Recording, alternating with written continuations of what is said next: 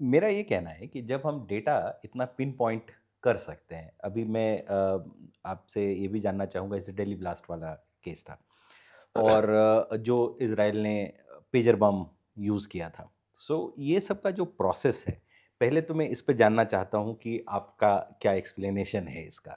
हुँ। Plus इसके बाद एक फ़ॉलो-अप क्वेश्चन आएगा जो आपके एक्सप्लेनेशन के बाद। पहले एक्सप्लेनेशन देख लेते हैं। जैसे कि अब दिल्ली ब्लास्ट हुआ है, कोई भी आज की डेट में टेररिस्ट अटैक हो या साइबर क्राइम हो, कोई भी वॉर हो, उसके पहले एक साइबर अटैक हो चुका होता है। ऑलरेडी। बिना उसके इन्वॉल्वमेंट के आजकल कोई फिजिकल रियल वर्ल्ड एक्टिविटी होती नहीं। जब आपने नोटिस किया कि जब इसराइल और हमास का युद्ध शुरू हुआ ईरान वाला, तो काफ़ी सारे जो मिसाइल्स थे वो अटैक हुए और इसराइल नहीं रोक पाया, और दैट वाज द रीज़न कि ये सब शुरू हो गया। तो इसराइल के पास तो डोम था, साइबर का आयरन जो डोम पूरा आयरन वो, डोम था हाँ। पूरा, वो तो प्रोटेक्ट करता था। तो फिर क्यों नहीं चला वो उस दिन? इसका मतलब है कि उसको नलिफ़ाई पहले पहले किया उसको गया। नलीफाई किया ना, या वो किस टाइम पर किस जगह उस पे कोई अपडेट चलेगा और that time we can use to.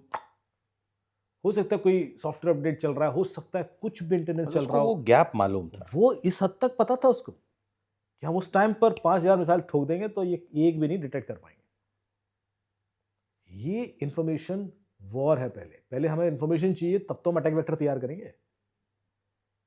कोई भी देख लीजिए आप दूसरा। अब दिल्ली वाला जो केस है, जब इन्वेस्टिगेशन शुरू हुआ तो हमने क्या पाया?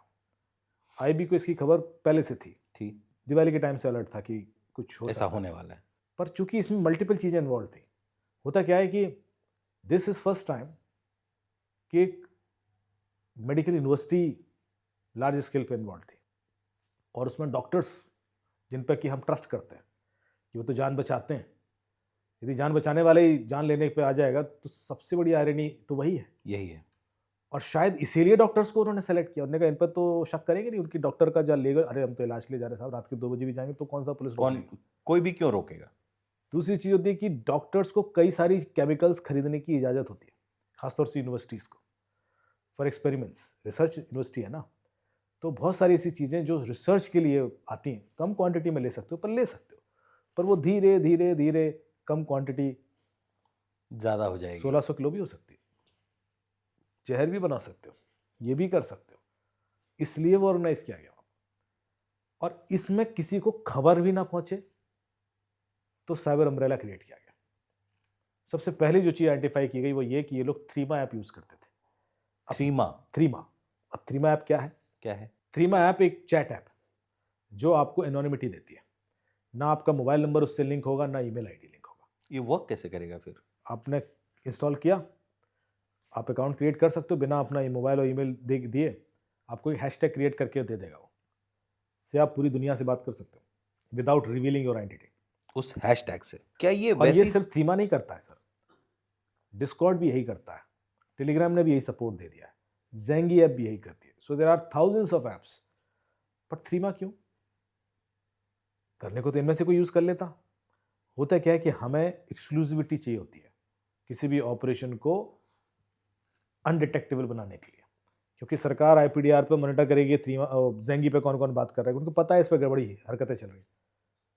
हम कोई नई चीज ले आते हैं जो जिसके मुझे बारे में अभी बाहर ट्रेस हाँ, नहीं जिसको है। पता है तो मॉनिटर क्या कर लेंगे वो। हम इतना तो मॉनिटर कर ही सकते थे ना कि ऐसी कोई ऐप जो एनोनिमिटी देती है, ये 10 लोग यूज कर रहे हैं, ये तो हम निकाल लेते।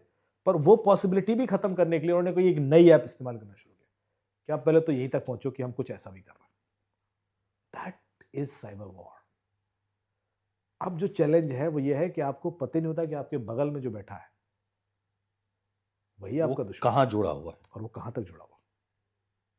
तो डेली क्राइम क्योंकि ना तो उसकी मूवमेंट है, ना फिजिकल कोई ऐसी एक्सरसाइज दिखेगी आपको, हाथ में फोन है बस।